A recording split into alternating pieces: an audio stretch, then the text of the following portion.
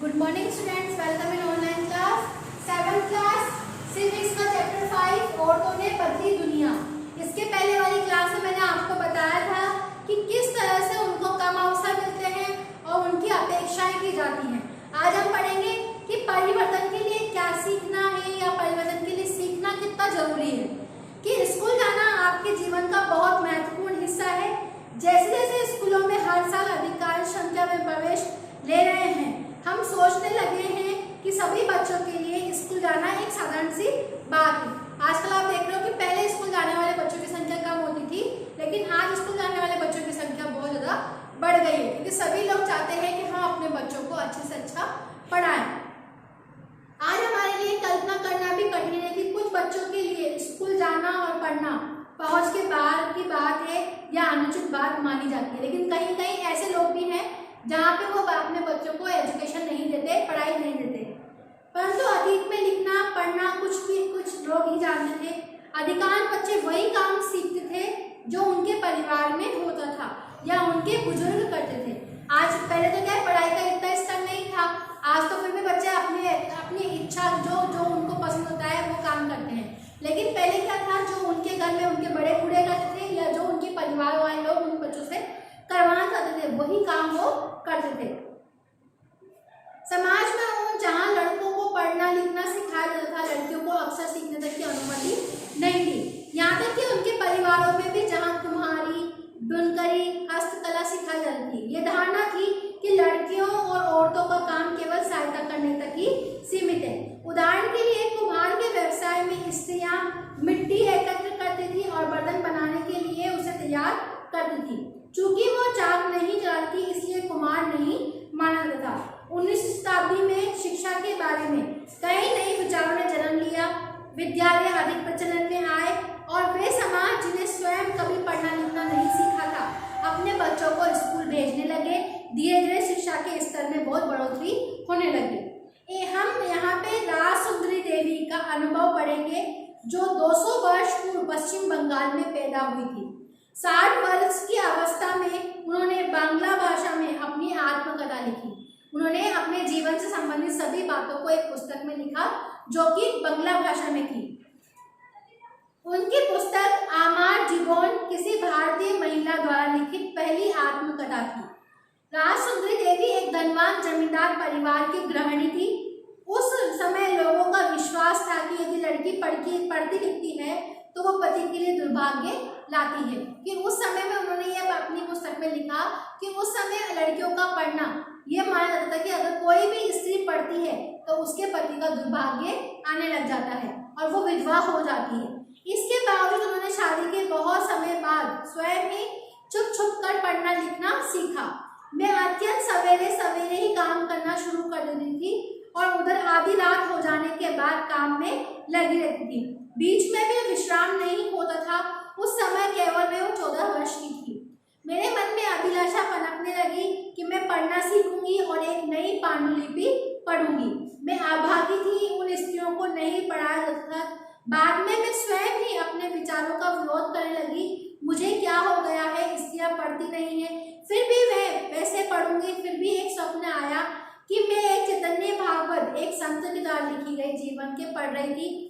बाद में दिन में जब समय रसोई में बैठी हुई भोजन बना रही थी, मैंने अपने पति को सबसे छोटे बेटे से कहते हुए सुना, विपिन, मैंने अपनी चैतन्य भागवत यहाँ छोड़ी है, जब मैं इसे मंगाऊं तो इसे अंदर ले आना। वो पुस्तक वहीं छोड़कर चले गए। जब पुस्तक अंदर रख दी गई तो मैंने चुपके से उसका एक पन्ना निकाल लिया और सावधानी से उसे छुपा लिया। उसे छुपाना भी एक बहुत बड़ा काम था, क्योंकि किसी को भी वो मेरे हाथ में नहीं दिखना चाहिए था। मेरा सबसे छोटा बेटा उस समय ताड़ के पत्तों पर लिखकर अक्षर बनाने का अभ्यास कर रहा था।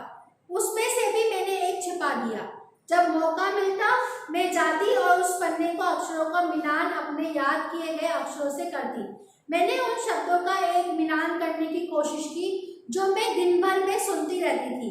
अत्यधिक जतन और कोशिशों के एक लंबे समय के बाद मैं पढ़ना लिखना सीख सकी थी। राजसुंदरी देवी के अक्षर ज्ञान ने उन्हें चैतन्य भागवत पढ़ने का अवसर दिया। स्वयं अपने लेखन से उन्होंने संसार को उस समय की स्त्रियों के जीवन के बारे में जानने का अवसर दिया कि राजसुंदरी दैनिक जीवन के अनुभवों का विस्तार से लिखा। और ऐसे भी दिन होते थे जब उन्हें दिन भर क्षण भर का विश्राम नहीं मिलता था, इतना समय भी नहीं कि वो जरा बैठकर कुछ खा भी ले, इतना व्यस्त होते थे। अब है नेक्स्ट टॉपिक कि वर्तमान समय में शिक्षा और विद्यालय, कि आज के युग में लड़के और लड़कियां विशाल संख्या में विद्यालय जा रहे हैं, लेकिन फिर भी हम देखते हैं कि लड़के और लड़कियों को शिक्षा में अंतर है। कि आज भी बहुत से गांव में ऐसे हैं कि जहां तक उनके गांव में स्कूल होता है, लड़कियों को बस वहीं तक पढ़ाया जाता है और आगे की पढ़ाई के लिए उनको बाहर नहीं भेजा जाता। भारत में 10 वर्ष में जनगणना होती है, जिसमें पूरे देश की जनसंख्या की गणना की जाती है।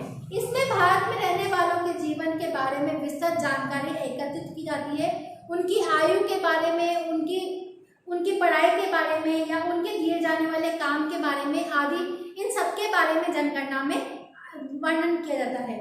इस जानकारी का इस्तेमाल हम अनेक बातों के आंकलन से कर सकते हैं कि शिक्षित लोगों की संख्या, स्त्री और पुरुषों का अनुपात 1961 की जनगणना के अनुसार सब लड़कियों और पुरुषों का 40% शिक्षित था और इसकी तुलना में लड़कियों का 15%, कि जहां 40% लड़के पढ़े लिखे थे उनमें 15% लड़कियां ही पढ़ी लिखी थी। 2011 की जनगणना के अनुसार लड़कों और पुरुषों की यह संख्या बढ़कर 82% हो गई और शिक्षित लड़कियों और स्त्रियों की संख्या 65% हो गई। इसका आशय यह हुआ कि पुरुषों और स्त्रियों के बीच ऐसे लोगों का अनुपात बढ़ गया है जो पढ़ लिख सकते हैं, जिन्हें कुछ हद तक शिक्षा मिल चुकी है, लेकिन जैसा कि आप देख सकते हैं कि स्त्रियों की तुलना में पुरुषों का प्रतिशत अधिक है। अब यहाँ पे आपको एक सारणी दी गई है कि इसमें आपको देखा गया है कि अनुसूचित जाति और जनजाति के लोगों को कितना % मिलता है पढ़ने के लिए, या कितने % लोग पढ़ चुके हैं, कितने % नहीं पढ़ चुके हैं। संभवतः हमने सब लड़कियों को श्रेणी की तुलना में अनुसूचित जाति और अनुसूचित जनजाति की लड़कियों की स्कूल छोड़ने की दर अधिक है। इसका अर्थ यह हुआ कि दलित और आदिवासी पृष्ठभूमि की लड़कियों को स्कूल में रहने की संभावना कम रहती है। वर्ष 2011 की जनगणना से यह भी पता चला है कि अनुसूचित जाति और अनुसूचित जनजातियों की लड़कियां की अपेक्षा मुस्लिम लड़कियों की प्राथमिक शिक्षा पूरी करने की संभावना और भी कम रहती है। मुस्लिम लड़कियों को स्कूल जाने की अनुमति नहीं दी जाती। मुस्लिम लड़कियां स्कूल में लगभग 3 वर्ष पढ़ाती हैं और अन्य समुदाय की लड़कियां स्कूल में 4 वर्ष का समय बिता रही हैं।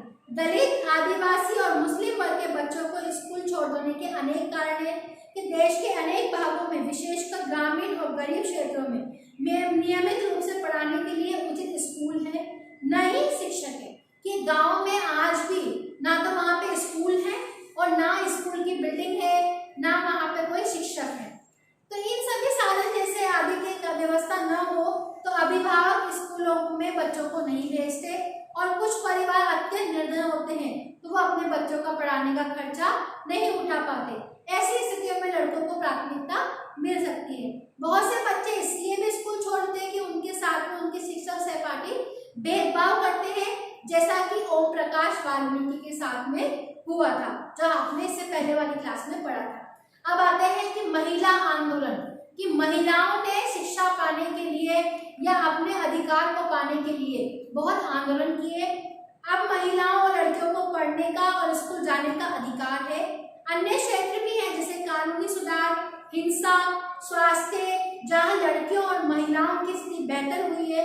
ये परिवर्तन अपने आप नहीं आए हैं, औरतों ने व्यक्तिगत स्तर पर आपस में मिलकर इन परिवर्तनों के लिए संघर्ष किए हैं। इन संघर्षों को महिला आंदोलन कहा जाता है। देश के विभिन्न भागों में कई औरतें और कई महिला संगठन ने इस आंदोलन में हिस्से हैं। इस आंदोलन में जुड़े लोगों की मेहनत, निष्ठा और विशेषताएं इसे एक तरह से बहुत जीवंत बनाती है, जिसमें उनको बहुत सारी मुसीबतों का सामना करना पड़ता है। अब है अभियान कैसे अभियान चलाए कि भेदभाव और हिंसा के विरोध में बहुत अभियान चलाए गए थे, क्योंकि बहुत से लोगों को दलित समझा जाता था, उनके साथ में बहुत भेदभाव किया जाता था। तो इससे परेशान होकर वहां की जनता ने उनके खिलाफ आंदोलन करना शुरू किया। अभियानों के फलस्वरूप नए कानून भी बने और सन 2006 में एक कानून बना जिसमें घर के अंदर और शारीरिक और मानसिक हिंसा को भोग रही औरतों को कानूनी सुरक्षा भी दी जा रही है। कि किस तरह से औरतों को घर में प्रताड़ित किया जाता है, उनको मार देता था, उनको परेशान किया, तो उसके खिलाफ भी औरतों ने आवाज उठाना शुरू कर दिया। इस तरह महिला आंदोलन के अभियान के कारण 1997 में सर्वोच्च न्यायालय ने कार्य के स्थान पर शैक्षणिक संस्थानों में महिलाओं के साथ होने वाले यौन उत्पीड़न से उन्हें सुरक्षा प्रदान करने के दिशा निर्देश भी जारी किए। कि बहुत सारे स्कूल ऐसे थे जहाँ पे लड़कियों को दाखिला करके उनके साथ में बदतमीजी की जाती थी, उनका यौन शोषण किया जाता था, तो इसीलिए उनके खिलाफ भी आवाज उठाई गई। एक और देखें तो 1980 के दशक में देश भर की महिला संगठन ने दहेज हत्याओं के खिलाफ आवाज उठाई। नवविवाहित युवतियों ने उनके पति और ससुराल के लोगों को दहेज के लालच में मौत के घाट उतार दिया था। महिला संगठन ने इस बात की कड़ी आलोचना करी और कानूनी अपराधियों को कुछ नहीं कर पा रहे थे। इस मुद्दे पर महिलाएं सड़कों पर निकलकर आई और उन्होंने अदालत के दरवाजे खटखटाए, आपस में अनुभव और जानकारियों का आदान प्रदान किया। अंततः ये समाज एक बहुत बड़ा सार्वजनिक मुद्दा बन गया और अखबारों में छाने लगा। इसके कानून को बदलाव किया जाने लगा और परिवारों को दंडित किया जाने लगा। व्यक्तित्व यहाँ पे लोगों ने अपनी भावनाओं को व्यक्त करना स्टार्ट किया और इसको देखते हुए हमारी सरकार के द्वारा समय समय पर इसके लिए कानून का निर्माण भी किया जाने लगा। आप सबको ये चैप्टर समझ में आ गया होगा। आपका चैप्टर खत्म हो चुका है। जिसका भी वर्क कंप्लीट हो जाए वो अपना वर्क चेक कराने के लिए स्कूल में दे सकता है। Thank you, have a nice day.